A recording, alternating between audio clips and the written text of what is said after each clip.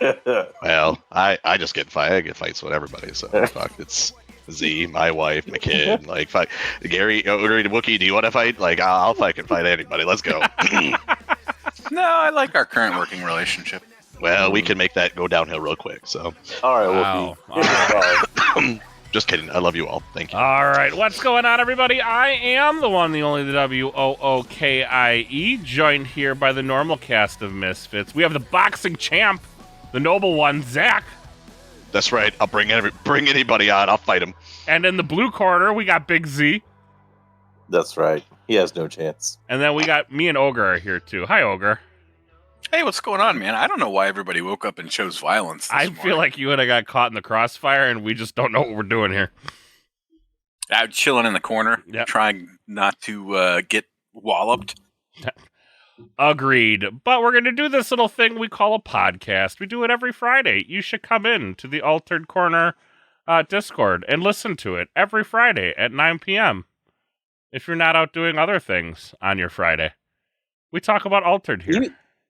Even if you are, just like put it on the background, middle of the restaurant, blare it out. Sounds great. Blast it. Let's No- go. Grandma and Grandpa behind you won't care.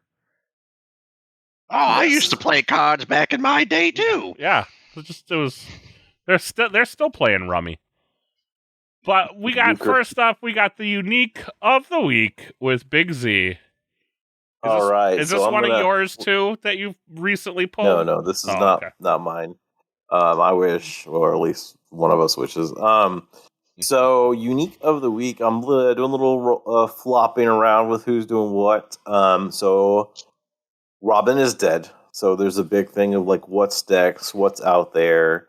And we're going to talk a little bit about that when we get to the meta line. But one of the things that has kind of been like a boogeyman for me is specifically out of Ortis. They can pop out of Waru or Siggy.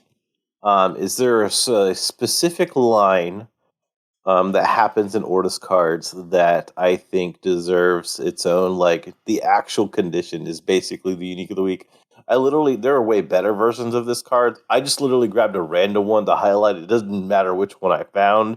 As soon as I found one, it was going to be great. And that was true in this case. So we have a Thoth here from Ortis.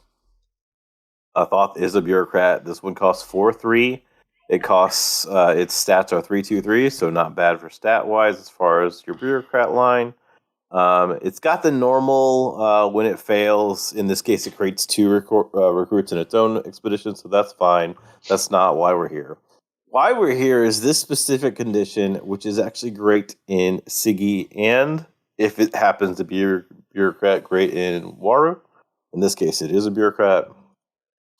This one is when another non-token character joins your expeditions, if you control 3 or more characters, including this one, create an Ortis recruit 1/1/1 in your other expedition. So before I go on, like that's. So this always can create one on the other side. You do have to have 3. This specific condition does not have to be this limited. There are cards that just say, when another non-token character joins your expedition, create an Ortis recruit in any expedition you choose. There are lots of these things out there, and you see them coming at you from Siggy. You see them coming at you from Waru. Siggy prefers the ones that are just super cheap. Their hand costs are 2 or 1. They don't care what the attributes are. Waru has a more broad array of which ones that they can throw at you, because ideally they want them to be bureaucrats, but the super cheap ones work for them great too, because they tend to have lots of cards anyway. The decks that are coming at me that have 2, and I even saw one that had 3 of these types of cards, are creating it's not like a mana curve thing going on. It's creating like this spam differential in the amount of power that's hitting the board that has really, really been hard for me to keep up with when I see the decks like that. So my unique of the week is that specific. When another character joins an expedition, it creates another token. And for Waru, of course, you're looking at bureaucrat. Siggy, they're looking for a 2. 3 cost is okay, but they're really, really wanting its cost to be 2. And that's what I wanted to highlight for the unique of the week, like that idea. And because this condition can fit on so many different characters in Ortis, there are quite a few of these in the game right now. So it's like you could probably end up getting 3 if you wanted to invest some like financials into this without even that much money. Like there's a lot of these, is what I'm saying. So because I see a lot of them, it's just one of those things. If they were more rare, I wouldn't see them as frequently. But quite often when I'm playing in the higher arena, if I'm running into blue, I'm seeing at least one of these dudes.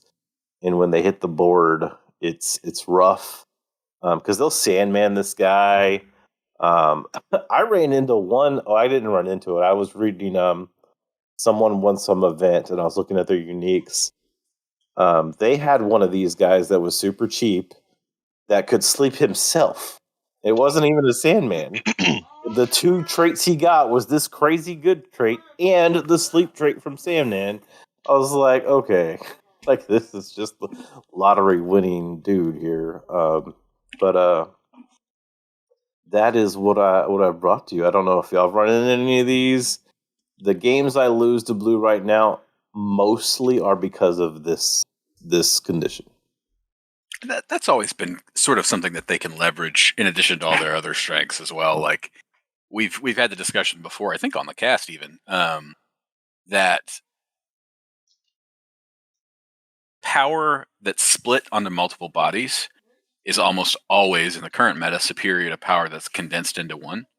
So like if you play a 3/3/3 character and your opponent gets 3 Ortis recruits out, they're up advantage wise. Yeah, because like almost all the control in the game is one dude, except for Kraken's Wrath, which I think might be going up in value at some point in time. I think it has to be. I've seen more of them. Because I don't know if it's blue like, is everywhere, and late game Kraken's Wrath can win the game. But you do have to get to the late game. I really like that this one self-fulfills its clause in a Waru deck, or like you said, a Sandman deck. Like you play it, it's gonna fail. You create 2 tokens. You've got your 3 characters. You're ready to start pumping. That's crazy. As I was sitting here reading it, that's one of the things. Like if you control 3 or more, this gets me with Ortis all the time because they have a large variety of cards that say 3 or more other, and they have a large variety of cards that say 3 or more. Yeah. And the inclusive exclusive has caught me so many times, like making a mistake, like expectation wise, playing into them. And then like in draft and in sealed environment, it's caught me up playing with Ortis cards because I'm much less familiar with them. I think Zach's had to give me backsies on like 3 different things where we've been at the shop. I think Ozma's just the tricky one. She's like a tricky bitch. It's like other. Speaking of Ozma, do you see the one that Westwill posted in the chat? No. It's a 3/2 on hand play effect. You control 1 or more landmarks, draw a card. Not a big deal. Here, when another non-token character joins your expedition, it creates. If you control a token, create 2. Like good God, this one's way better than the ones that I showed you, and specifically, this one's great for Siggy. This is that 3/2 I'm talking about. Like, because Siggy doesn't care if they're bureaucrats. This is actually both great for all blue, but in this case, like you're going to have Siggy is more likely to have I guess Waru is more likely to have a landmark actually, but either way. Well, a lot of the Siggies do run like a token. I say a lot. No, I feel like not as much anymore. I still see carriers. I still see them occasionally, but the ones that are like winning games typically don't have them. Carrier's pretty bad. Yeah, the math is not that great on it, especially when everyone is running stuff to get rid of Haven anyway. There are some things that require, like if you've got a set of uniques that really wants a landmark trigger, I can definitely see including. Yeah, that can change some stuff. Like if I had 3 of this Ozma, I would go out of my way to force some landmarks in there. Absolutely. I mean, even though it's create 2 recruits in my expedition as opposed to like in target, Yeah, that just means you're playing the dude on the other side, and then the other two are landing here. Yeah, it's still flooding. Plenty of flex, and that can be so many bodies. Yeah, no, it's just the value is so high. Every Ortis deck nowadays is running Paper Messenger. Like, you pay one cost, you get your little. Is Paper Messenger a 1/0/0? It's something silly. Paper Herald stats are doesn't matter. Paper Herald. Paper Herald is 0/0/1. So almost nothing there, but like you pay one, you get your token body, you get these two, and then if you happen to have a charge in hand, you've now got 1, 2, 3, 4 bodies to hit with it. Well, and then that's not even counting like what you already had. They all start with a token as well. Oh yeah, for sure. Yeah, so like it's pretty good. Multiplication. Just spread. Just yeah, and again, the only answer, like effective answer, is Kraken's Wrath, and that all it is a stall for them until way late game. Because like, so what? You played a 5-mana card, now you do nothing because that faction doesn't have ramp. So that 5 mana will be their turn most of the time. Yeah, and you can play it out of Axiom, but that's really not your game. Yeah, I've never seen that played from Axiom. Didn't even know where this auto faction was. Yeah, like, it takes too much of a turn away from you to really afford it in Axiom, I think. Yeah, you're very momentum dependent. Okay, well, that is my unique of the week. We'll have some more specific fun ones brought to you by Burger in King. Future. Oh yeah, no, that was last week. Oh, did you Burger King last week? No. All right. Brought to you by Chipotle. Get it in a bowl or a salad, even though they're the same damn thing. We don't like Chipotle. That's a good one. They're stingy on the servings. Speak for yourself, man. Chipotle and I get along great. Oh no, Chipotle gives you plenty. It's just that Midwestern. They just send you up there with that, I guess. Yeah, maybe. It just cracks me up, like on their menu though. Like, whatever. Never mind. A bowl and a salad have the same ingredients. They're both served in the bowl. You can't be bad talking to sponsors, right? Bowls don't come with lettuce, though, Z. That's the difference. Yes, they do. No, well, you can add not lettuce. My bowl. You can add lettuce. They have the same ingredients. No, they don't. Like in the app, when you click bowl, it is the same drop-down menu to select from. Let me tell you, I've never ordered a single bowl that contained lettuce leaves. Not one time. Yeah, but it has the same options. They're all there. You could have picked them. You can add lettuce to your bowl. Not By the way, salad. Don't worry though. They're the same price. Moe's is better than Chipotle. I agree with this one. I've never heard of Pancheros. I've never heard of 3 of these 4 things. What? Never heard of Qdoba? I've never heard of actually Pancheros, Moe's, or I don't know the first 2. How do you say it? Qdoba? Qdoba. I love Qdoba. So it's literally as stupid as it looks. but Moe's Mexican Grill? Oh, chef's kiss, man. I love that place. I have no idea. I've never been there. I was going to say, I don't even... Well, I don't know if you're coming up to the Midwest anytime soon. We will find a Moe's, and we will go, and it'll make you forget all about Chipotle. They are huge in Florida, North Carolina, New York. Wow. I don't want to talk too much smack, but like anytime I hear about these Mexican grills, like every time I go to visit my family up north, this is in Minnesota for reference, they talk about like, oh yeah, let me take you to this Mexican restaurant or that Mexican restaurant.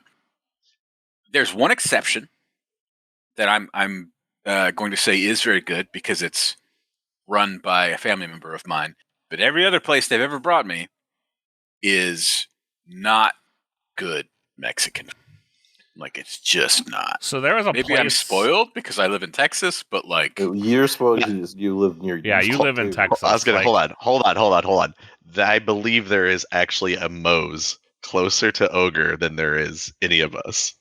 Moe's Southwest... Sure? Yes, I'm... If I remember correctly where you live, this is in your area. Hold on, we're hopping on Google. This is a thing that must be determined. Cole is going to listen to this. I'd be like, what the living fuck? This is worse than last week. There's also one where Cole lives too, so he should check out Moe's Southwest Grill. Hold it. I think there's one in my city. How have I never heard of this? On the southeastern side of your city. Maybe go outside every now and again. I don't know. Wow. They're really good. You should go there immediately. Ogre, let us know how it is. In fact, we'll continue talking. You go to Moe's right now.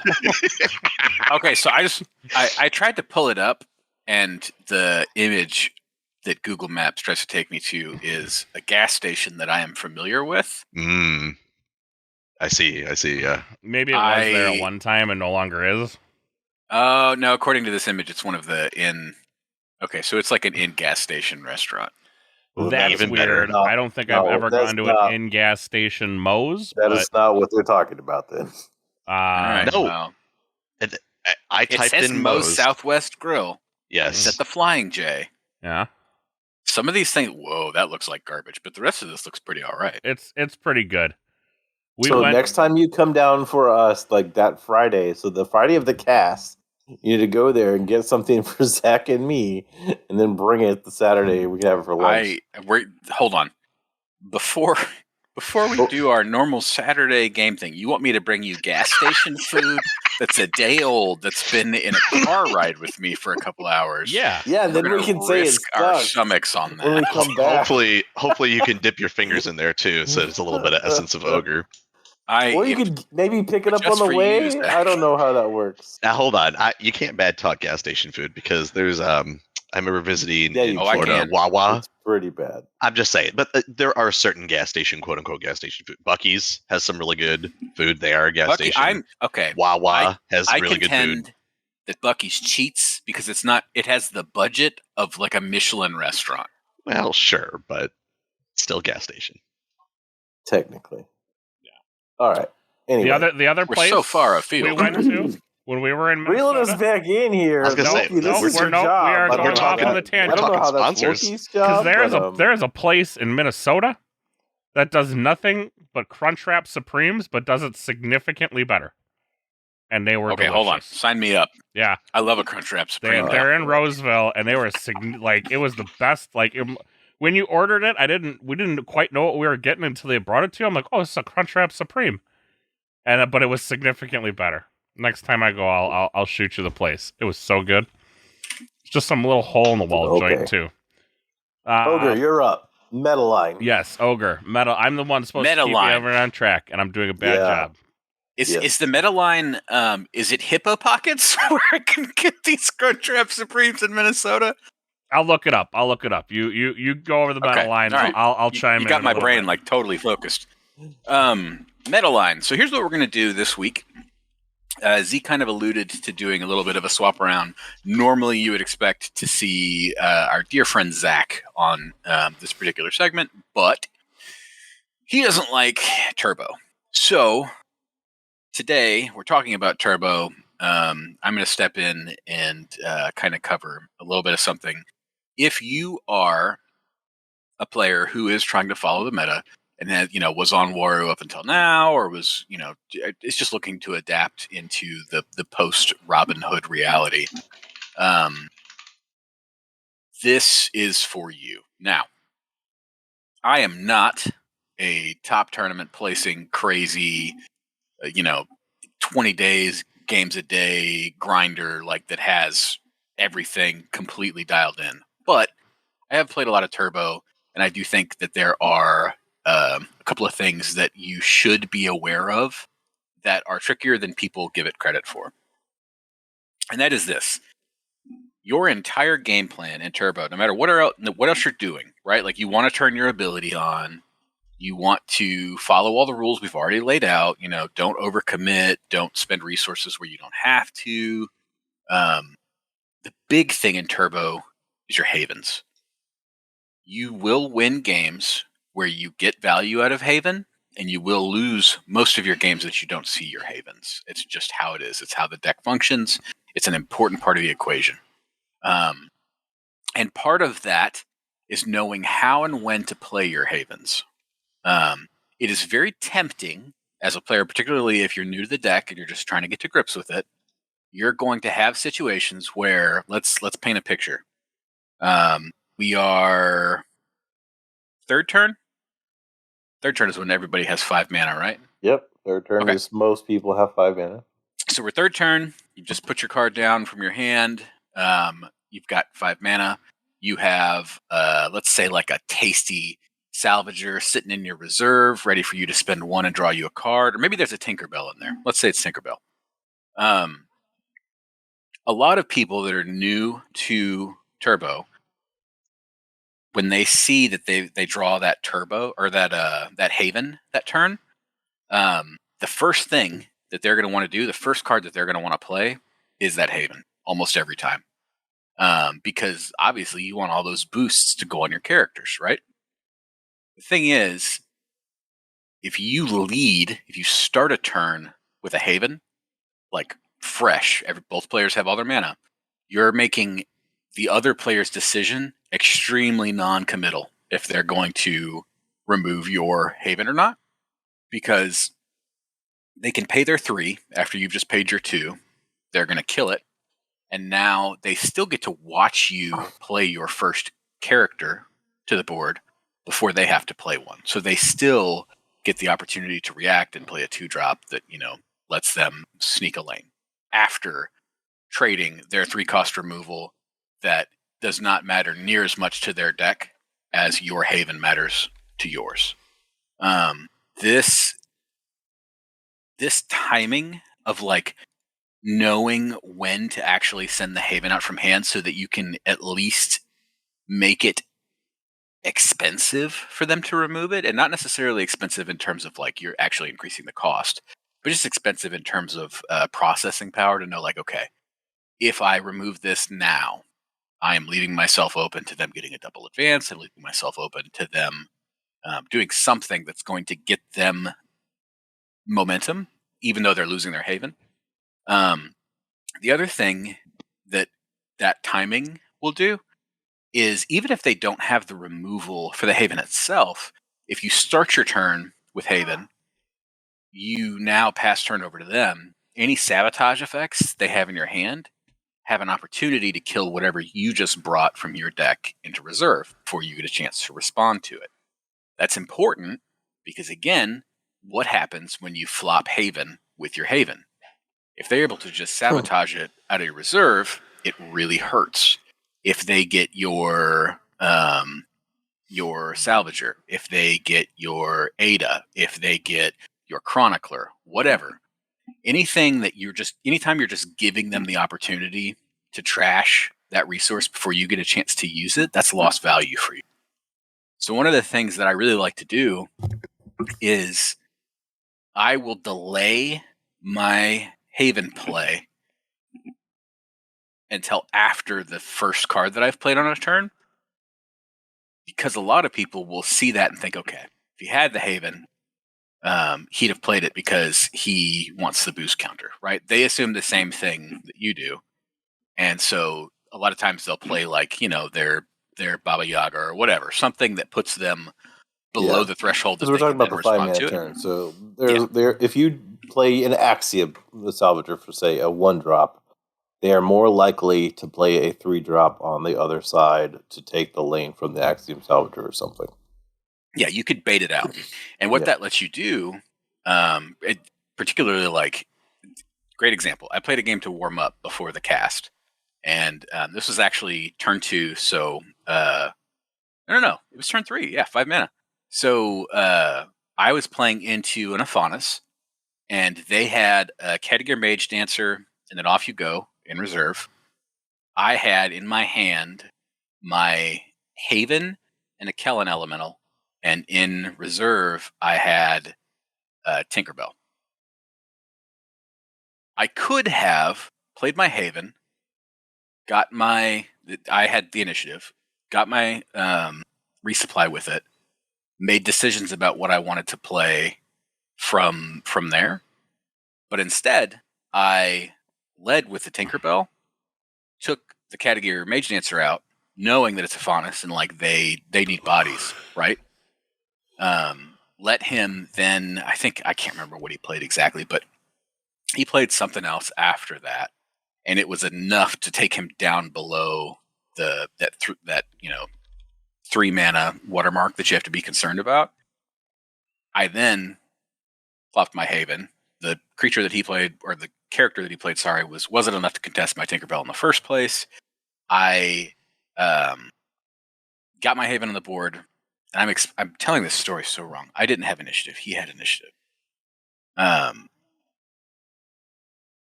I'm trying to get at is that I got to end my turn by playing my Haven, getting my resupply, and then moving into the next round, I get to open with my Haven on the board. I get to use the resupply, whatever it is, like whatever that card that flops. I don't remember what I got off of it. Before he gets a chance to remove it, and I didn't give him like a free removal opportunity, momentum-wise, on my Haven. Yeah. Sorry, that got super convoluted. I'm trying to like structure my thoughts and remember exactly how the game went, and things broke down. It's part of the complexity of the game. There's a lot. Moral of the story. We kind of said in one of the other segments that I think when I was covering for Dexter on Why I Suck at Altered, I talked about doing the math before you start playing your cards and making decisions. Even though the temptation will be so strong to get your Haven in play and get every single boost counter that you can like possibly juice out of it, a lot of times you don't, on the turns where you're like establishing yourself and you're first playing your Haven, you're not going to need a boost counter on every single one of your characters in order to win a lane. And all you need to do the first few turns as Turbo, assuming you're not playing into Waru, is win one lane. Because then, after you get your reserve stocked and you get a Haven in play, you have so many opportunities to take double advances from that point forward that you just have to like give yourself the solid foundation to then leverage those to win the game. You don't need to play your Salvager, your Stargazer, all your like Amelia Earhart, like all on a single turn. When you play your Haven, just slow roll it a little bit. Don't make it easy on the other guy.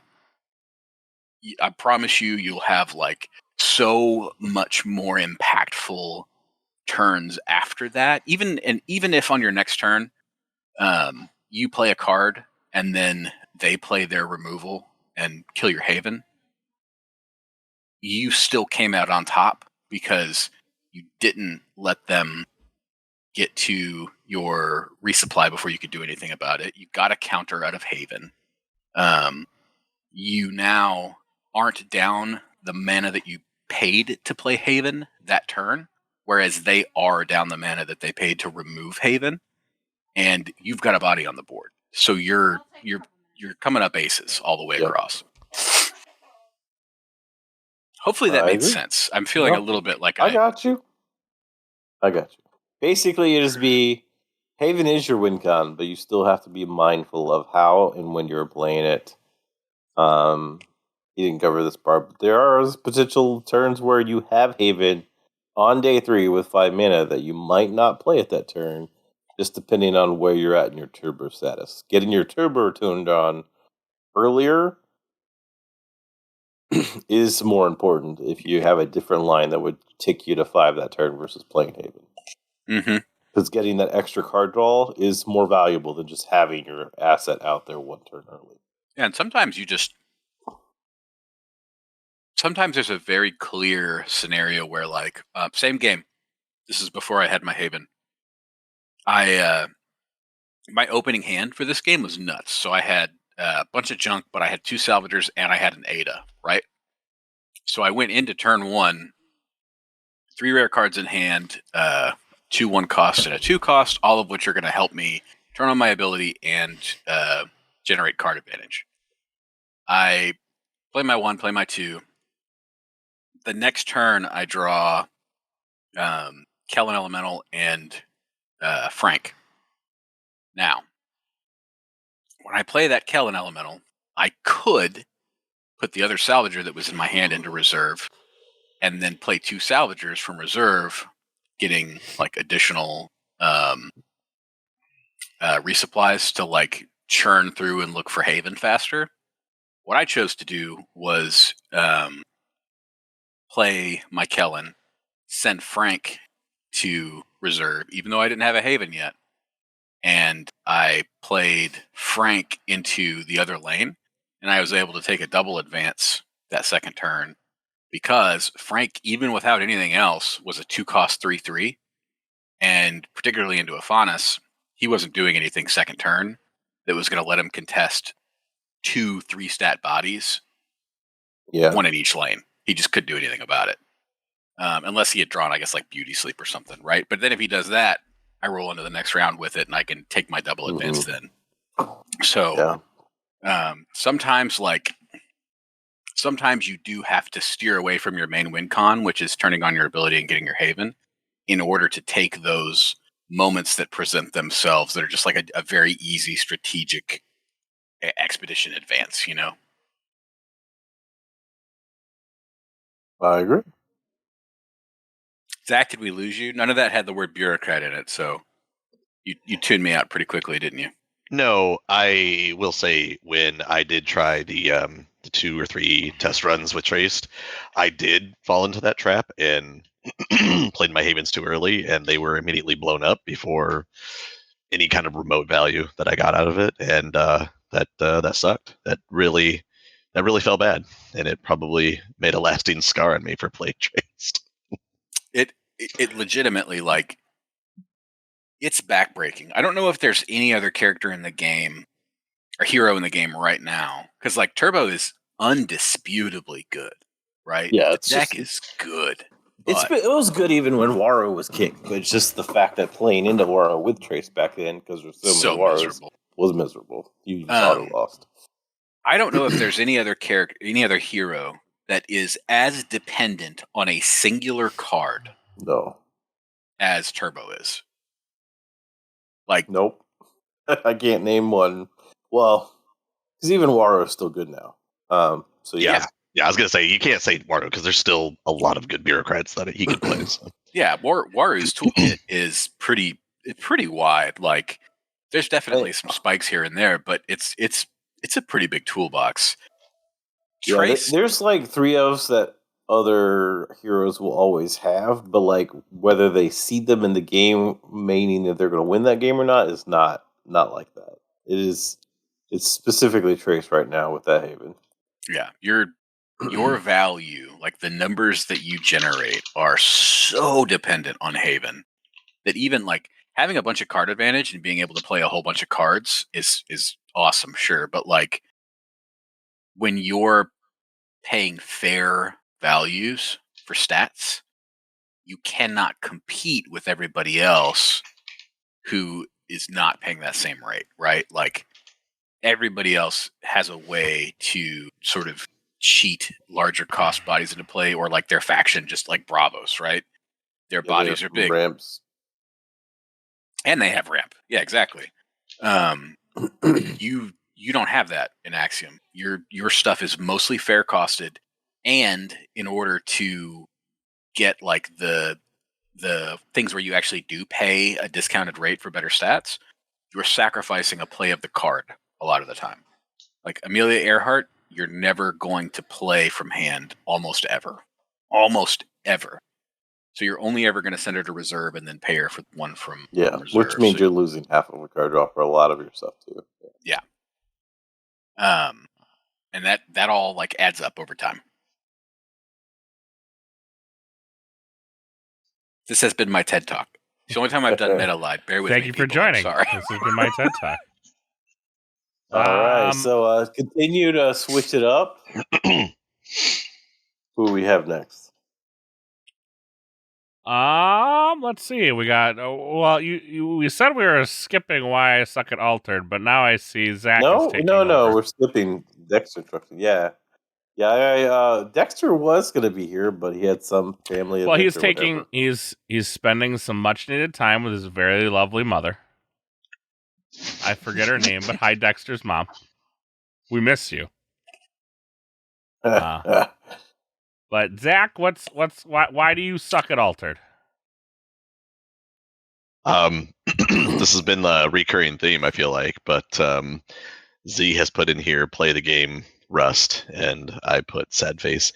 Right now I'm sucking because I even when I did play in Ace Season 2 inaugural match lineup Tuesday, and I was playing Waru, our RIP Robin deck, and it does okay, but it just, I don't know, it just doesn't have the same luster. It just feels like it's still lacking something, and so right now I'm just kind of stuck in between. Yeah, you have to play it with like the same what I want rules to play. we all play with now. Well, that's and that's unfair, right? So. Wow.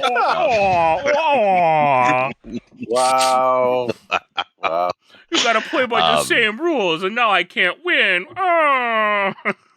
No, I'm not crying about it, but it is it. I haven't been playing because I haven't found a new deck that I have been enjoying to play. So that's where I'm at right now. That's why I suck at Altered. Because it doesn't know what to do. It's okay. Yeah, we're just pick a color we're gonna get through it together, buddy. I mean, Waru is still fine.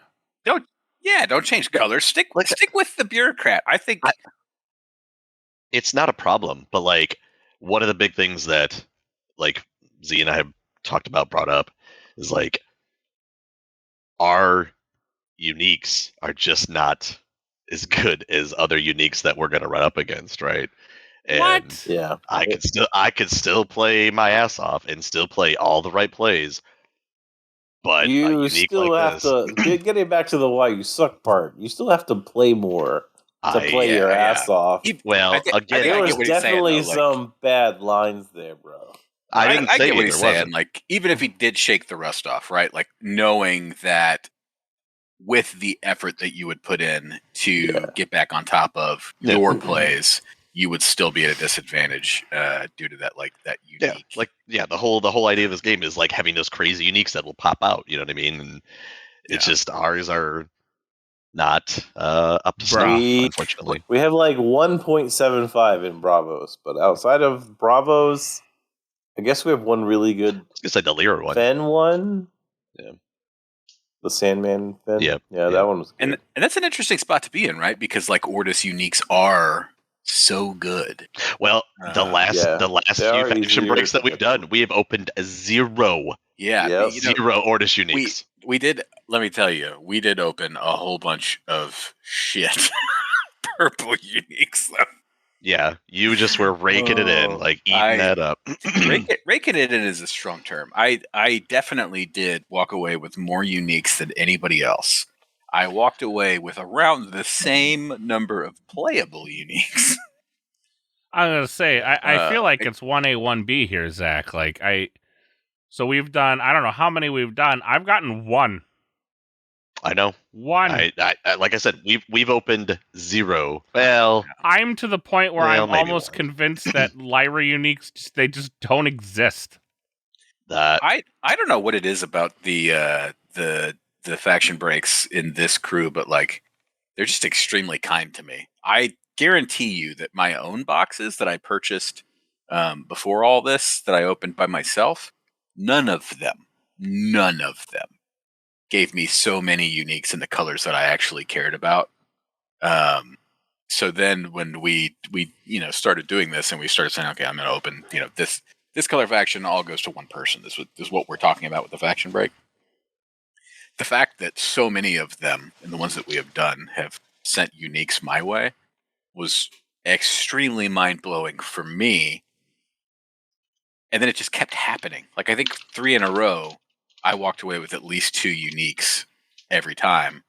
And then this most recent one with the gold pack included, there was a bunch of them that came my way. Equally funny is that all the uniques that came my way, 2 of them are good. 2 to 3 of them are playable, which is still like, this is not me. Just for the record, Wookie, I still feel your pain, and now that I am mostly complete, I hope that my luck rolls to you and Zach. But if I were a blue player and the luck had rolled my way and I had gotten all those uniques, I bet I would have gotten some like mega busted blues. I mean, yes, I'm like I said, I'm in the world of just believing that Lyra uniques don't exist. They have been a little dry in the Z boxes. A little dry. A lot dry. I was trying to be diplomatic. Goodness. A little dry would we call it? I mean, so what? We pulled one and it was a Robin Hood of all things. Like it was a Robin Hood. I forgot about that. Like I kind of like they're like, yeah, you got one, and then everyone starts giggling, and I'm like, wait, what?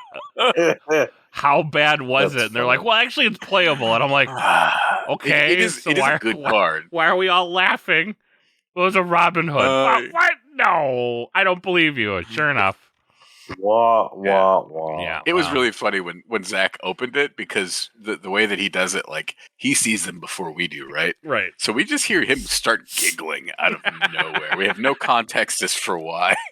And he says like, oh, well, Wookiee got one. And then he slowly slides Robin Hood into frame. Like it was like a double kick. It was like, like 6 weeks. Can we go back 6 weeks and make sure that never happened? No, okay. Because I feel like that card's busted if this is like pre-nerf. No? Yeah. Okay. I mean, that's forever going to be a thing. Like when people open Robin Hood, they're going to be like, wah. Wah, wah. Yeah. But like I've literally out of all this now I don't have a local scene like you guys have, so I don't get the cool nifty tournament packs, right? But man, I only have one other Lyra unique. And it's like, do they exist in this faction? I'm not sure they do. My luck balances out on that front though. Like I get all these uniques from the faction breaks, but when I do make the drive out to Houston for the thing, like I haven't opened a unique out of a promo pack yet. I keep getting the promo heroes. Well, I guess you win some, you lose some. It's true.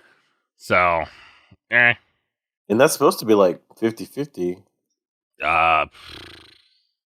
It's like, isn't it like 40%? You have a 40% of opening a unique. You have a 60% of opening a promo character.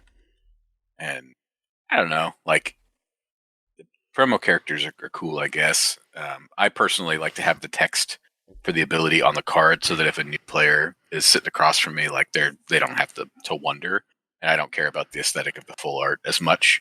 So they kind of feel like a whiff when they happen, but maybe one day like it'll be sitting in my binder and 3 years down the road nobody has access to them.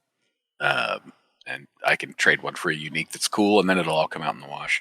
Yeah, probably. That's probably what will happen. But where are we at? Are we on to Marketplace? Yes. All right, let me pull up my Marketplace here. I was thinking about this the last time we opened this. Like, we should be, I mean, just for remembering's sake, is putting in the prices that we're seeing into our Marketplace sheet. Oh, yeah. That's not a bad idea. There's your new job, Zach. Yep, now you have a job to do. Congrats. All right. So we also need you to look handsome. So 2 jobs. Got it. Well, last week we had I believe we had a little dip in price because of the Black Friday sales, right? Yeah. This week, Beyond the Gates Kickstarter edition. The cheapest I'm finding, I did find one here for $140. That is the cheapest I am finding. That is on eBay over at Mox Valley Games. God, $140 for KS is pretty low, though. Otherwise, you can get it from our friends over at Gamer Guild AZ for $149.96. $149? Yep, $150. Yeah, that's wow. That's what it was last week, I think. Yeah, so it was the same last week for Gamer Guild. They've been around the $150 mark. Yeah, I thought it was $150 for the Black Friday sale. We kind of all thought like, oh, maybe this is a Black Friday thing, but it's I just clicked on it. It's still there. You can buy it $149.96, which is a little strange, but $149.99. You can get yourself a box. They still have quite a few boxes. I was looking at it earlier this week in their warehouse. Yeah. And then this one up just ever so slightly. The just regular old display, box top display version, $91.12. Kind of again, another weird price, but I believe it was like $89.99 last week is where we found it. So it's hovering right around that like $84 to $90 range. Or if you're real, no, I didn't do the math on this one. Maybe I should do it before I get crazy. Because you can also purchase it by the case from Gamers Guild. Is there 6 to a case? Yeah. And you get yourself a little bit of a discount. $142 if you buy the whole case per box. It's $854.77. If you're interested, go check out Gamers Guild. Not a sponsor. Buying a whole case at once, but they should be. I've bought in cases of other card games before. I'm sure Z has as well. I've never done it. Maybe one day. Never. I remember buying cases for Flesh and Blood, and always being really upset afterward. But anyway, Zach, did we buy a case of Flesh and Blood? That's expensive. I think we might have. Probably. Maybe. That's kind of. I just remember opening displays. That's kind of like how they were selling them. Was like no, you could buy it by the box, but like I bought way too many cases of the Dead game, so I definitely did that. Anyway, I think it's funny. I usually wind up like over the course of insert X period of time. If I am involved in a game, I probably spend an equivalent amount of money, but it's like all spread out over a year or 2 years or whatever. Makes it feel better at that point. That like going all in all at once. I don't know. It's always been so hard for me to pull the trigger on it. It's a lot of money all at once. I mean, I'm gonna say it ain't because it is, but And I'm so terrible at card flipping. Like the process of going out and like seeking buyers out and doing that whole thing is so unappealing that like most of the time when I do overbuy, I don't have that secondary like car sales sort of card sales. I was going to say, I ain't going to lie to you. If I'm buying a case, I'm cracking that bitch. All of it. Every last one. Yeah. I can't do the whole flipping thing. I'm open. This is why I don't buy cases, because I know what's going to happen next. Be like, yeah, I'm going to flip them for a profit. And then before you know it, they're all open. You're like, shit, I have nothing. Yep, that would be me. Yeah, that sounds about right. Yeah. So, all right. I'm pretty patient. You are extraordinarily patient. Some of us need our cardboard crack a little more readily available than others. True. Anyways, events going on. Right now, we do have packs going on. Make sure you follow us over on Twitter. Cole is uploading some pictures. I'm sure he'll give us the whole 411 once he gets back about about the convention. It looks like it is going quite well. Don't have to guess about what next week's episode is going to be about. Yes. And then we got Ace still going on, right? Yeah, we had week 1 of our second season pop off this week. Guess which hero won it all, Wookie? Fen? No? No. I know you weren't there, and I know you don't pay attention to anything in the chat, so... I do, but I'm kind of all over the place lately. Waru won the day. Stat-wise, that's all I did. Zach, did you do anything with the stats? I didn't know. Not this week. Oh my gosh, don't play the game, don't take stats, barely show up, what the... I know. It's disappointing for myself. I can't say the finals were it was Waru Siggy, right? So like we had an all blue final for the first time in a while. We can give some shout outs though. Our we had a lot of I think the coolest thing about week 1 for season 2 is we had a lot of first time Ace eventers come out. So that was really cool to see. We had, after people dropped or whatever, we had 39 active players start and play games. And our winner was All of the Marbles, and runner-up was Garo Foe. So welcome to Ace, and you have punched your ticket. I think so we had some changes for season 2. They now start at 6:30. We're going to run 6 weeks of eventing to earn spots. And our final championship tournament is going to be 32 people instead of 16. The winners will still get a retail box. So first place can get 12 booster packs. Second place will get 8. That's the overall winners at the very end. So this is free to play in every Tuesday, 6:30 p.m. Central Time. Come on out, hang out, see what's winning and what's not. It's a good time, and it's not as much of a time commitment. Yeah, single them. It was super fast for Ogre this week. Oh, wow. It was though. It was bad. I brought Turbo back out, and in my first game, you got one of those Turbo shown the door. I didn't see a single Haven across the entire game. And what knocked you out? Oh God, I was so focused on not having my Haven, I don't even remember who I played into. Was it one of the Ordis? I will look. Got you. You played. It was an Evenka to green. Oh, it was into Atasia. I got dragoned. Oh no, not the dragon. I got dragoned, and I didn't have Haven, and I didn't have I couldn't get a hold of a boom to clear the dragon. So couldn't get the tools, and the other player did everything that they needed to capitalize on that. So I'm sorry, it was El Wee that beat you. Yeah. AWOL still a thing that is also going on, right? Yeah, they have 2 things going on every week. They have the normal Western-based, US-based Wednesday evenings that they do, and they also have a Monday European-focused that they also do, and still turning out 40, 50 plus. It's good to see. And then our boy Kalon guy, he is running something. Is that? I know you were saying it's like is it right before AWOL or right before Ace? It's right before Ace, because he's in over in Europe. He's running a bi-weekly event through BGA. Looks like this last week he had 48 players sign up, so still looking real good for What style is that? Like, I literally know nothing about this event.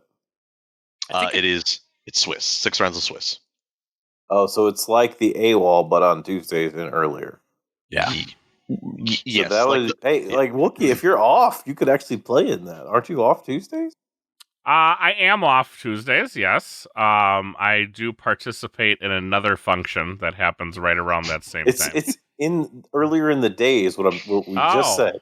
Oh, yeah. It's at like 2 p.m. or something like that. Because it's a European person, so like their PM is going to be your noon.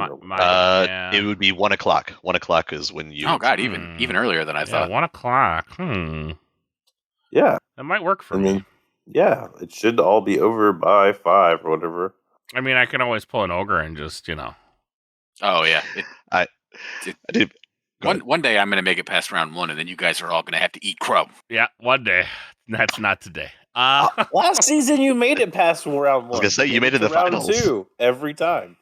Well, yeah, like 2 or 3, but I never got into the big important player range like some people. I was knocked out by the winner. So if after knocking Zach out, the winner of the whole damn thing did beat me. So that did help salve the wound after I lost. I had one really, really bad turn where I got double pushed, and I lost right there. It's like I lost because of this turn.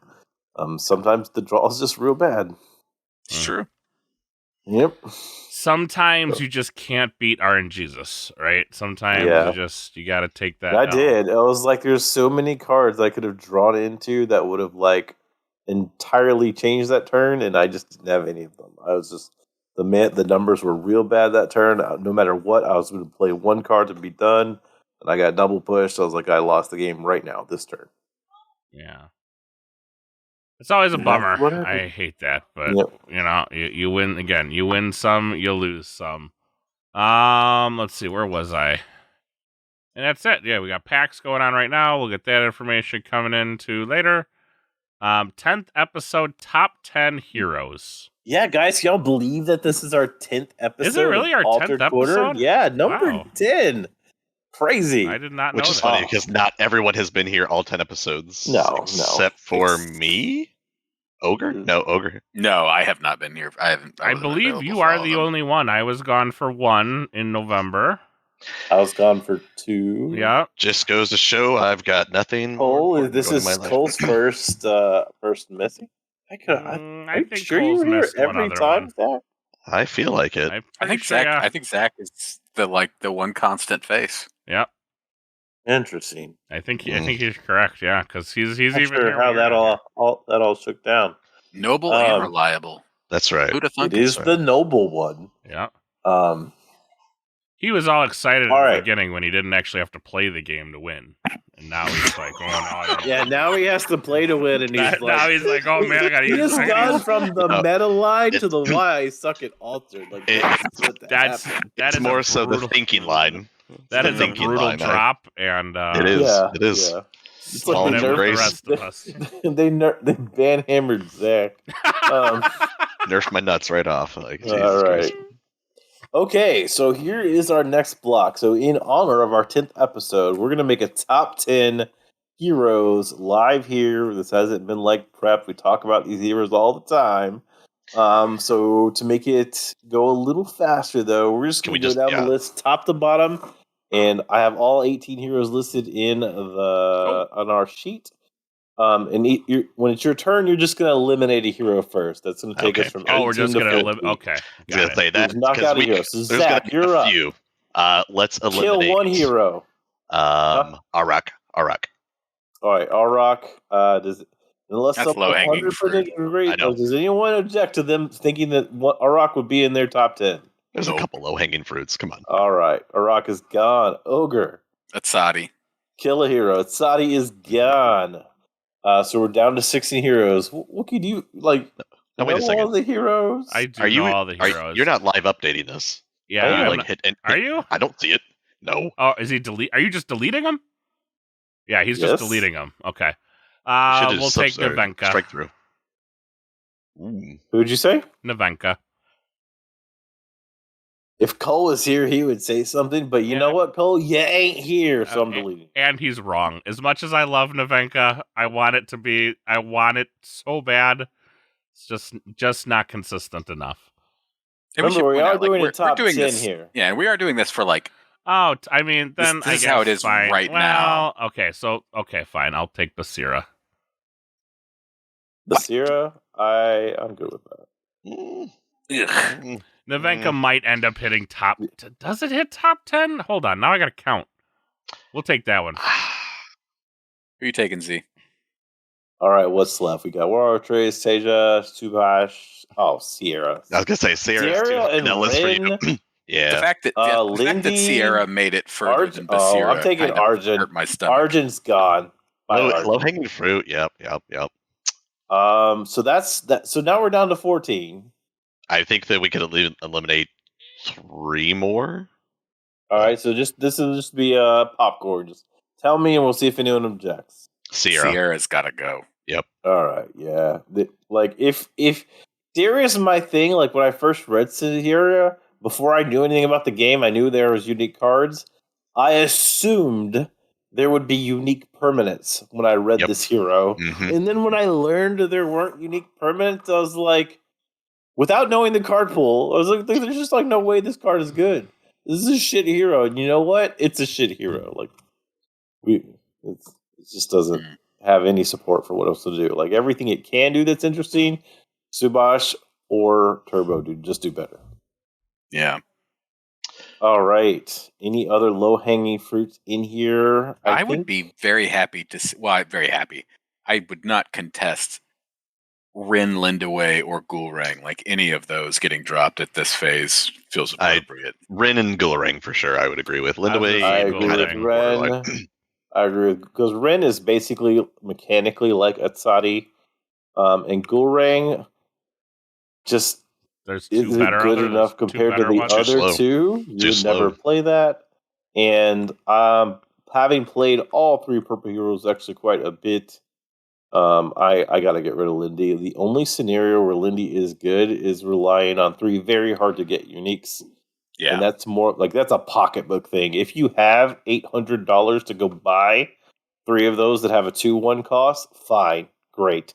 Then you have a serviceable deck that could possibly get you to a day 2, but and still not win. That's what you spend $800 on. Yeah. Now we're down to 10. That was 10 right there. Is that 10? 1, That Yeah, is that's 10. 10. 6, 7, 8, 9, 10. All right, so now that is 10. So we haven't ranked them yet, but we have 10. Now the question is, Wookie said Basira and Navinka, or those got named.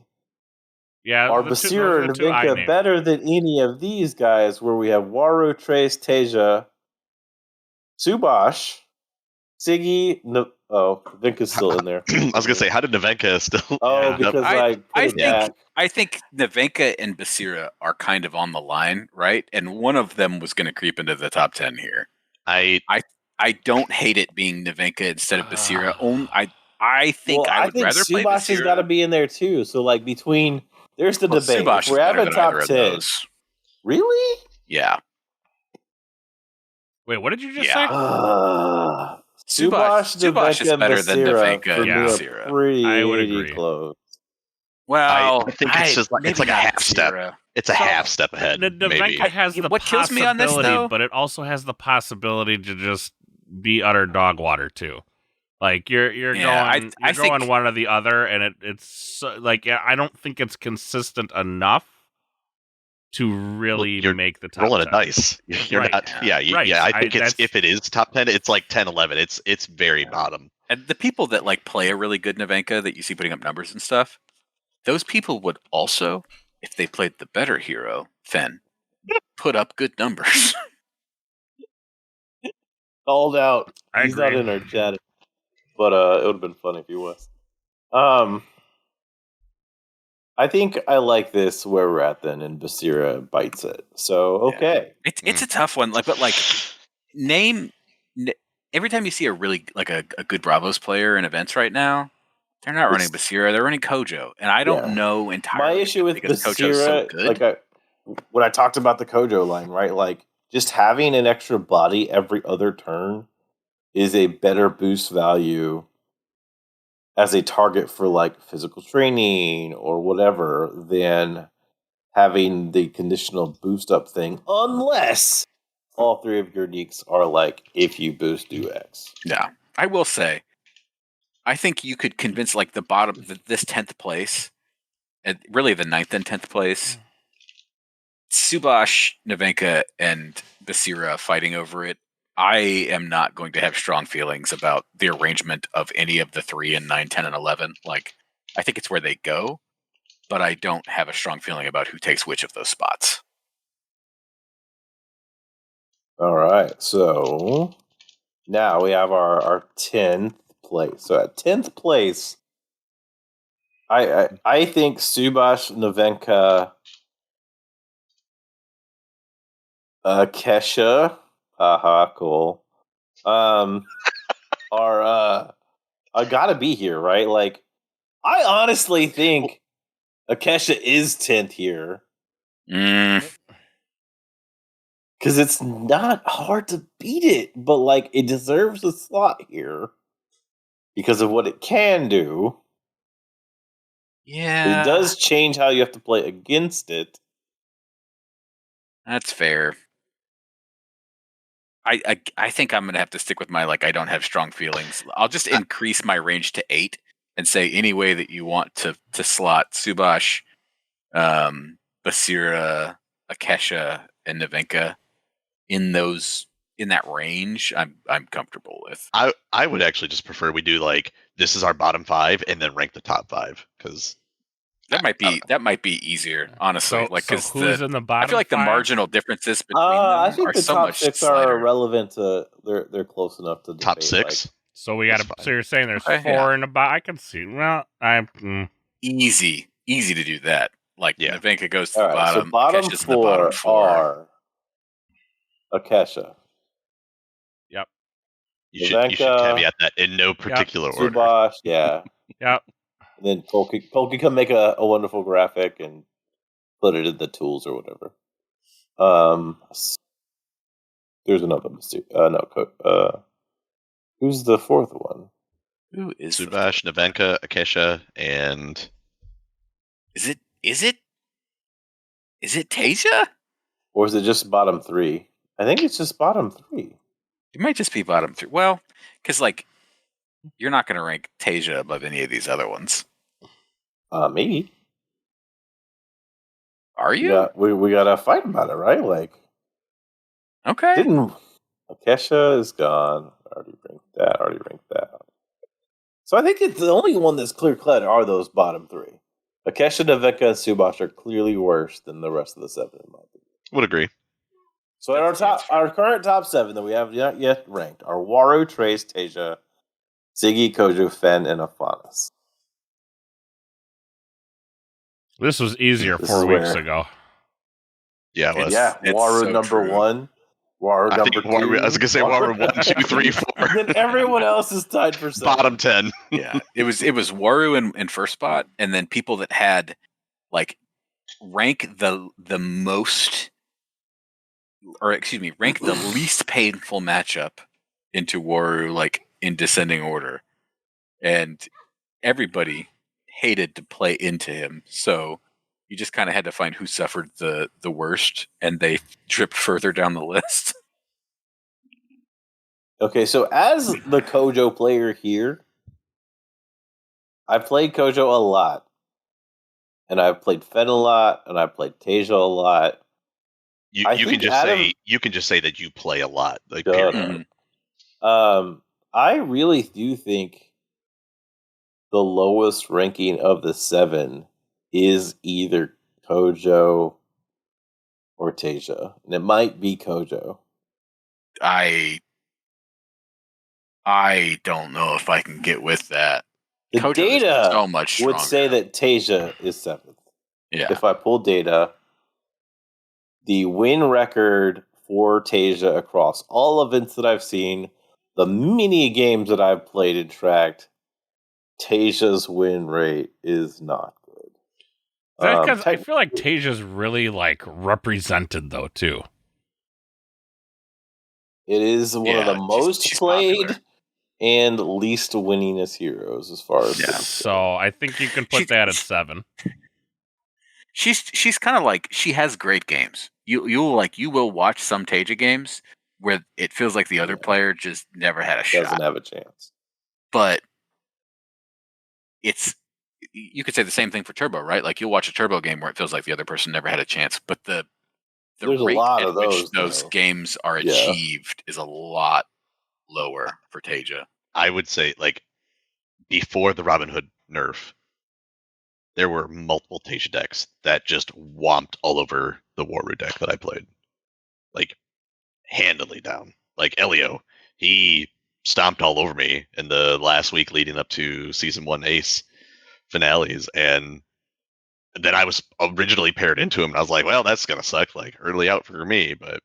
Elio's also just a very good player. Absolutely. But, like, his deck was tweaked enough to where it was low cost, strong units, and they stayed, and and I was like, I couldn't find any removal for it. Yeah. Elio's played a lot of games. I think he's had an opportunity to kind of like, Z frequently likes to yell at the rest of us about sharpening the blade, and Elio's put in the time at the grindstone. Yeah. Zach needs to go find his blade. He lost it and just butter knife. No, I think it cut me. It cut me hard. Yeah. Zach and I both have like those, those Nerf swords you can get off the rack at Target. That's what we're swinging, baby. They're out there with LARPing. They're not even made by Nerf. They're some off-brand foam. It's Temu brand. We're having a good time. Soft foam. It's soft foam or nothing. Yes.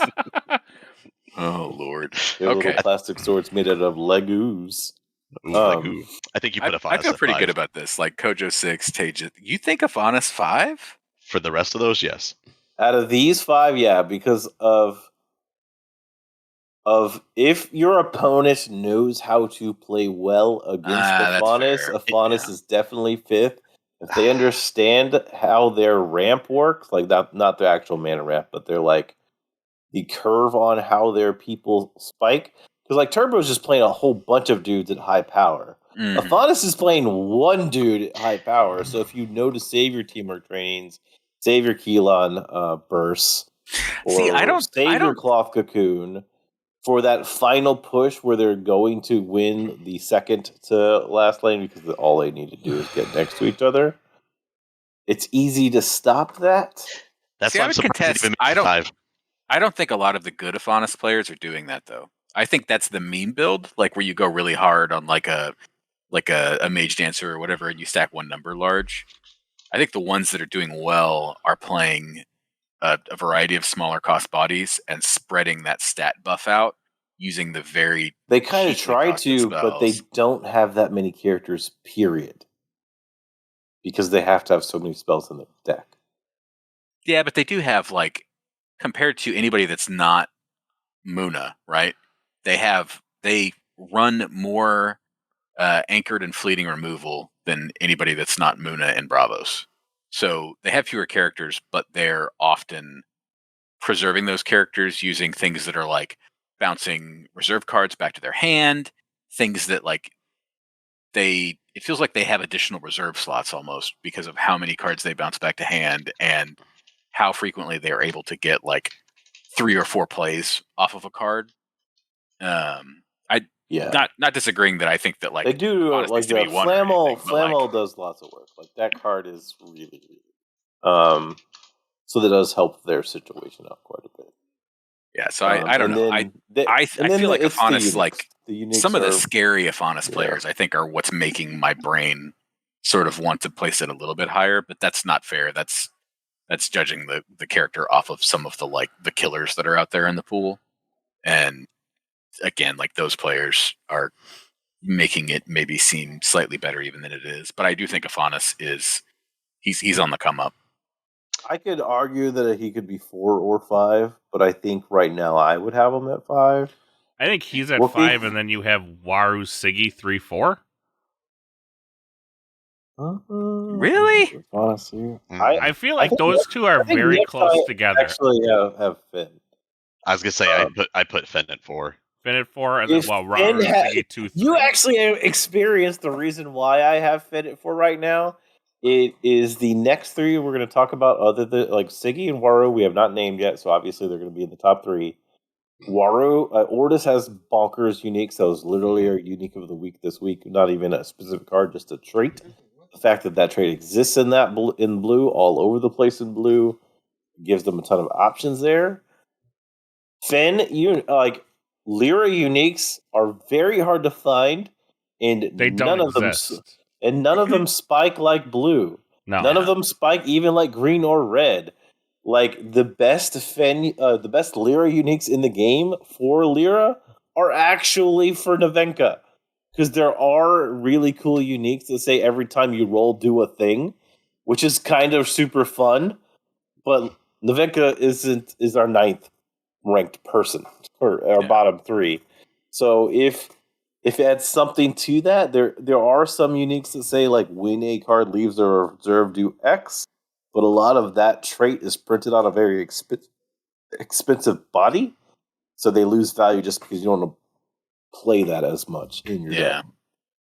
I have sort of a personal bias in that I always rank Fenn higher, maybe even than she deserves, because after the Waru nerf, like Fenn and Waru were my boogie people. Like consistently, they were the ones that I had the worst games into, and now with the Waru nerf, they just kind of flopped. Like Waru is still painful as Turbo, even without Robin Hood. It is, but like Fenn's destroy me, and I don't know if it's my deck specifically is at a disadvantage, or me as a player. Like it's so hard for me to track all of the lines that Fenn has at any given point in time, and they generate tend to have so more much card options advantage than anyone on any given turn. I was going to put Fenn has like 2, to be honest with you, because I feel like Fenn is jack of all trades, master of none, but it has answers to every other deck. Yeah, there's a lot of there's a lot of consistency there, like that additional like the free resupply and the fact that every Fenn that's good is running aloe vera on top of it. They've always got gas. Well, my issue with Fen is the scaling of the game as far as uniques are considered. Like, every single day, more uniques are opened. Like, we had this in Keyforge. It's a thing. Like, every day, more packs are opened. If more uniques are opened, all the other people that are able to find their uniques regularly, like, they know what to look for. They know the impact it has on the deck. Where, like, Fen is a weird deck to play. It's a weird deck to get uniques for. And it's like Turbo, like what you're looking for something that's not necessarily like eye-openingly good. It's just good for what you're doing because it has a good super fucking hard deck to play because you're playing more. You're playing your opponent more than you're playing a game plan. You have to be very adaptive. I think you have to adapt. Like every deck you play, you're gonna play differently, and like. You're just hoping that they're playing the meta line, because if they kind of go something crazy outward, like you're kind of like, oh shit, I didn't see that coming. I think if part of our argument though is that Fen ranks lower because of the lower ceiling for like unique opportunities for her, that impacts Turbo just as hard, and Turbo is spikier than Fen but less consistent than Fen. Like Turbo spikes higher than Fen, no doubt. Unquestionable. But Fen's like economic engine is built in. Yep. She doesn't have to work for it. Nope. And she can't have games where it fails. Turbo does. That's why I would have put Fen higher, but I thought more 2-3 range. Z's saying 5, 6. 5 or 6? Well, Fen was actually winning more during the Robin Hood ages because, like, that was a potential answer because of the way you could use the festival there. Fen has been winning way less in the current environment, and I think is entirely because of the next three. I think you're wrong here, though. Like, I don't think Waru's still on top. Or are we not ranked these days? Well, no. I don't actually have a rank for the top. Oh, okay. I was like, I honestly don't know if people have feedback on which of these they think are the top 3, but like right now, when I queue up, a large majority of the time I see Tracer Siggy. Outside of seeing Tracer Siggy all the time in the open arena, because that's the ones I see the most by a lot. We have seen a lot of instances where people are bringing in their 3 crazy high-powered Ortus cards into Waru for basically with cards exactly like we talked about earlier in the cast today, and are winning with a high frequency because one, they're bringing these 3 baller uniques, and then they're going up against a lot of Trace, and Waru still tanks Trace. Yeah. Who then tanks everyone else. Yeah. So it's very interesting, and Waru will always stand up to any deck pretty evenly, and then has an advantage against one of the other most populars. And then those same uniques are feeding into Siggy, doing really, really well. And Siggy has always had the, hey, I have a free body every turn mechanic going with it. Isn't Waru's Siggy matchup quite a bit worse now without Robin Hood? I don't, like, that's the one that I don't know. Like, I have played both, but I personally actually don't like playing Ortus that much. But I have played at least 50 games into Waru and Siggy. Probably only about 20 with like new Waru or whatever. So played a ton of games on Traced. And honestly, the only matchup I dread when I get Traced are matchups I don't see Haven and Waru. Playing against Waru is a nightmare. Leggett and Quetzalcoatl kick your ass. Like they just every time. Mm-hmm. It's just like, oh my god. Every time. And now, honestly, I said this before, but I maybe it's just me, but I'm also hitting more councils, and they do need a bigger body these days, and some people have pumped their Quetzalcoatl, or technically they're knocking it down, but they're moving the Quetzalcoatl down to the common slot just to get the 4/4/4 stats, but it still does its thing to you as freaking Trest. Yeah, the council. I knew that I hated playing into it as Trace because it turns off so much of what I do, but like everything you do. Waru before had Robin Hood as a tool, so like, and that was way worse than Council. So of course people were running it and not Council. Well, the one other thing about like what's interesting about the changes to Waru, the new Warus have better stats on board than the old Warus, because like people kind of forget that Waru, like that Robin Hood was super weak. Like his stats for the amount of mana you're spending suck. Yeah, 3/2/2 is real bad for 4/4. But he was costing the other player and that's why you're many more stats. I'm not saying it was a bad card, but I'm just saying like the stats on board were actually pretty low. Now the 4 drops for Waru that are coming at you are actually 4/4/4. So they're not losing on the stat. They're actually playing a good statted card. They're getting 12 stats, 4/4 mana, and whatever else it does, whether it's Quetzalcoatl at common or council at anything. I guess the common council is 4. That's the one people play. So like they're putting a bigger body on the board for when it wakes up. I don't know. I don't have an answer to which one. Basically, it's some kind of weird triangle to me right now. Like I don't know what the Waru Siggy matchup looks like, feels like. I don't have data on that. I know what Trace versus Siggy looks like. Generally, I win with Trace. And I know if Trace versus Waru, unless I get super lucky, I just lose. Like, yeah, but I think like I feel like back in the day, Waru with Robin Hood stomped all over Siggy. I don't know if it's true now that they've lost that tool. I don't know if that matchup is kind of swung back in the other direction, or if it's just more even in general. I don't know. I'm still building one. I haven't really played a ton with it. I haven't seen enough yet to have a strong feeling about it. And we did just see in our Ace event this week, Waru beat out Siggy at the top table. Yeah. We didn't have as many Trace in that event as I would have expected.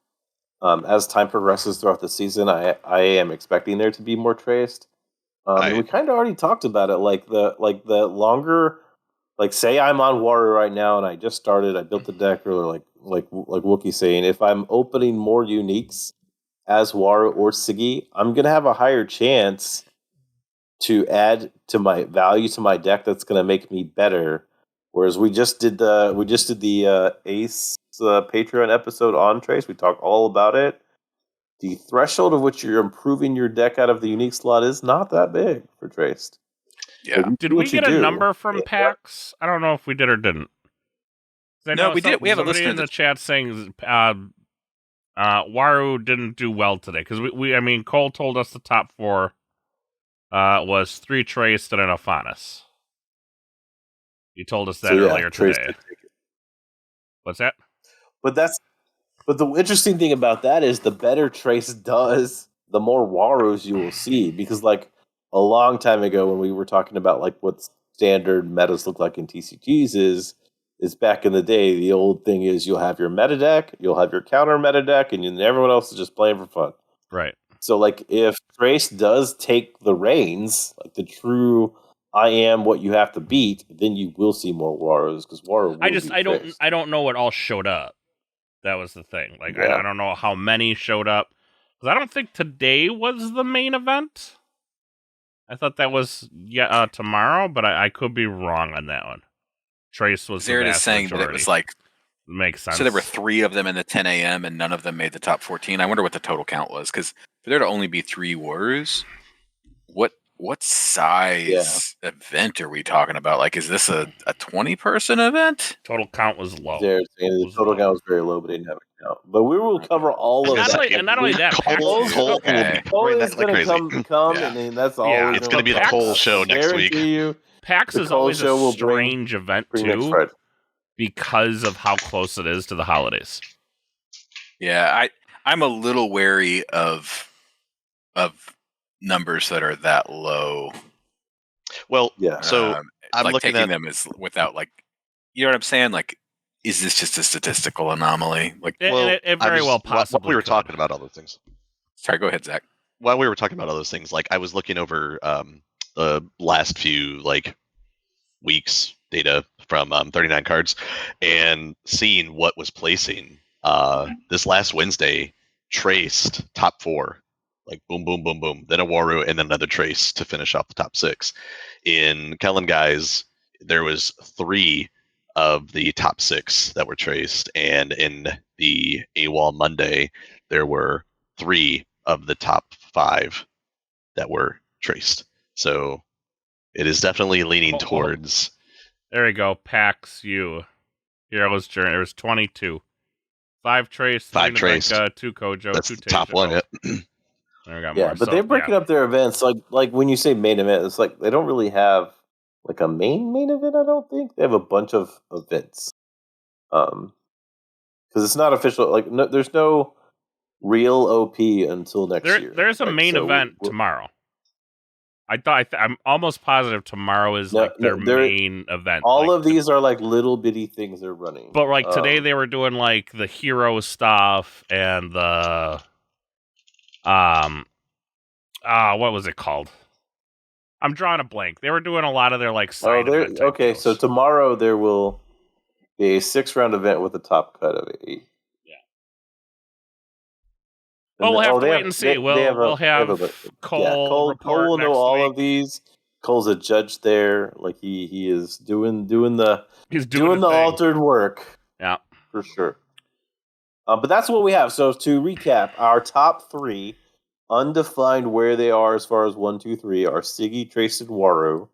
More data needs to be collected. There's lots of variance going on in all of the tourneys we see, and then we have 4th Finn, 5th Aphanis, 6th Kojo, and 7th Tasia. And then we have our bottom 3 similar to the top 3. Very hard to split hairs where they fall. But our bottom 3 are Kesha, Navenka, and Subash. That's what we have as our top 10 at the moment. I do want to, before we finish this segment, I have played various number of TCGs. From top to bottom, from number 1 all the way... I am going to cut off before I get to the bottom. But from 1 to 7, I do think with the proper unique support, with the amount of getting in good reps, all of these have real shots to win real events. 100%. And that is not something I could say about any game I've ever played. Now that Robin Hood is dead, I do think Equinox has made one of the currently most balanced metas that I've ever seen or played in. Because when I go see these top decks, watch some of these top players, they're not winning a crazy large percentage of their games. They're coming real close in some of their wins and whatnot in the matches that I see. So I think they've done a real good job being a balanced. The only thing that I do have a problem with, I was looking at the top 7, there are still 2 blue representatives in one of each of the rest. So blue does still have that slight... Well, and that's because of the uniques, man. They have the best uniques in this game right now. Absolutely. So it'll be interesting to see, as the new set comes out in January and further on down the road, to see if that balance shifts to... if another color will get that, crazy. Well, because we know how we somewhat know how uniques are driven. So all that takes is, so every color has something that a unique can get that is literally not on a card. Like this, every time you play a thing, spawn a guy. But on top of that, if it exists in your card pool, if you have access to it, even if it came from out of faction, it can be put on a unique. So in this game, as long as you get a cool effect on any card given to you, your potential to have great uniques drastically changes. Mm-hmm. So when we were talking about Trace not really having a home run hit or all of Lyra uniques, what am I actually trying to get on a unique here being a question mark? All you need is one good effect on anything. It can be a landmark, it can be a spell, it can be a character. If it hits a printed card, the algorithm can pull it onto a unique character. So that is what I would like to see. These things that just don't have those home runs right now, give them some home run cards so that they can also get them on the unique side. Yeah, it'll have some new pool polls for some of these unique or for the abilities to go back into. Yeah. Yep. Also, make some Lyra uniques so they can exist.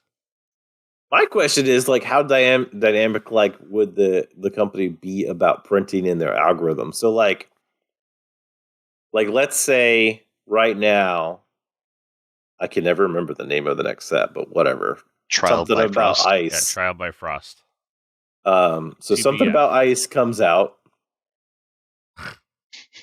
Right.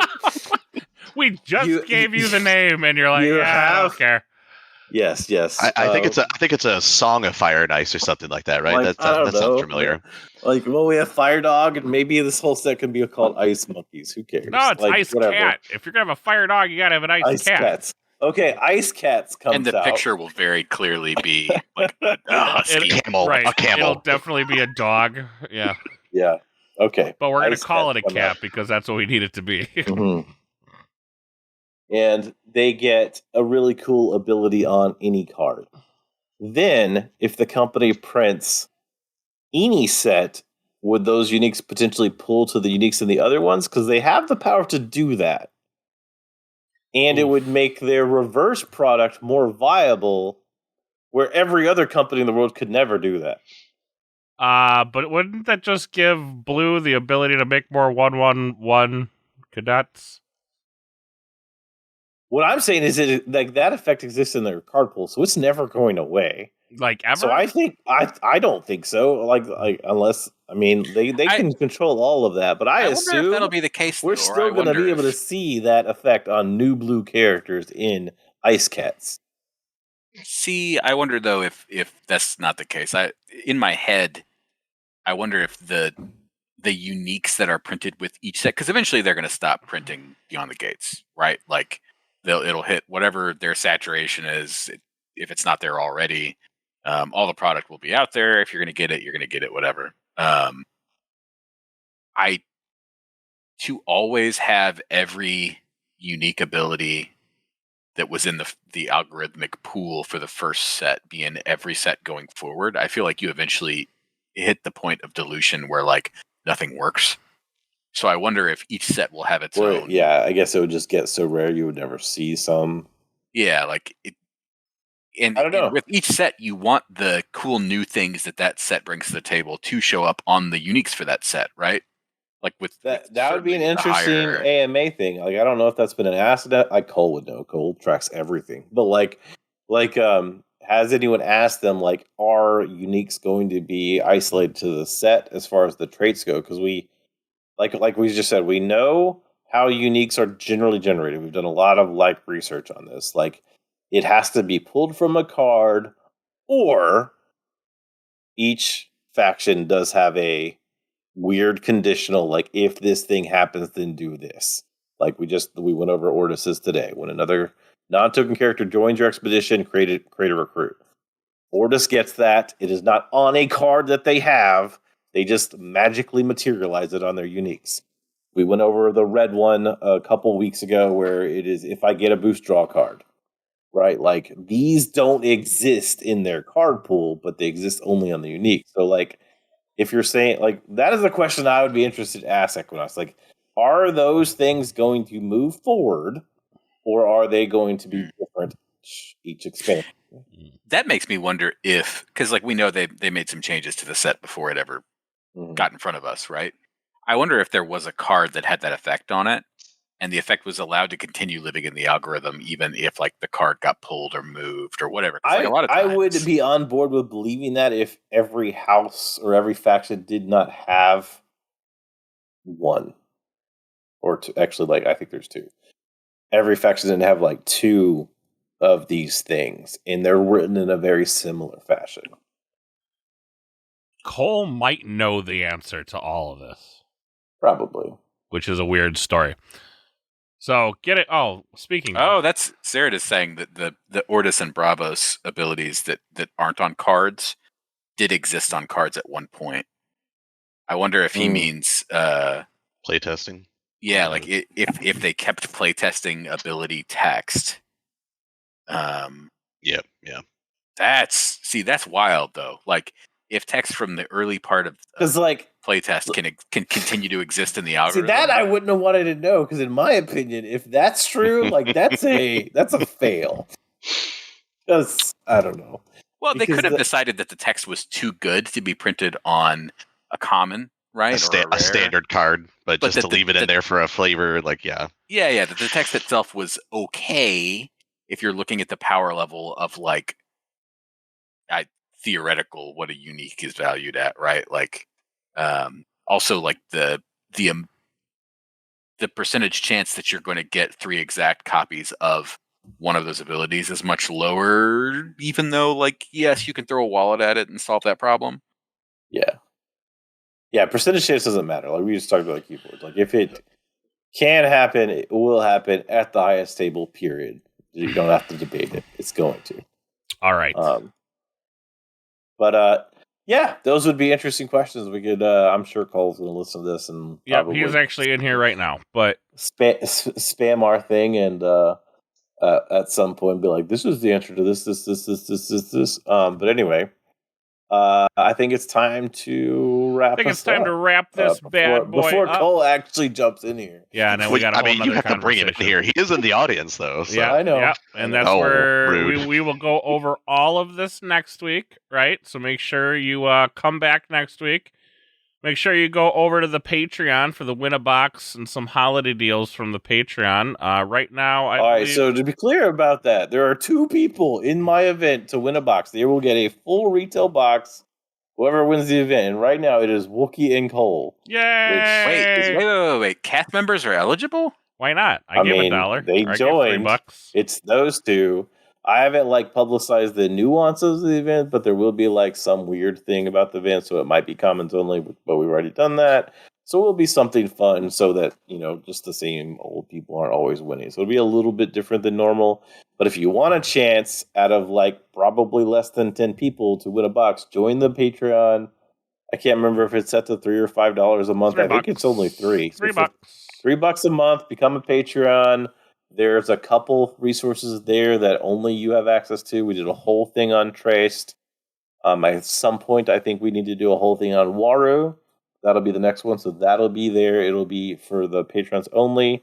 And from now until January, 3rd, if you are a Patreon, you can buy some product from me at a special rate. Kickstarter boxes at $140 and retail at let's go $80. Merry Christmas. Merry Christmas to you. Unless you happen to randomly be in Houston, you would have to figure out what the shipping is. Zach will help you out with that. Yeah, but you don't want to know my handling fees, though. So yes, $140 per box for or do I? Which is under whatever our thing was today earlier from the marketplace, at $80 for retail until January. What do you want it to be, Zach? What date? January? Let's go. It ends the 5th for the first. So is that a Sunday? Yeah, it's a Sunday. All right, so till January 5th, $140 and $80 plus shipping. All right. If you're a Patreon. Yep. Fair enough. Make sure you check us out over on the X or Twitter or whatever they're calling it nowadays. Cole is doing an awesome job sending some great pictures of PAX Unplugged right now. Make sure you follow us over on...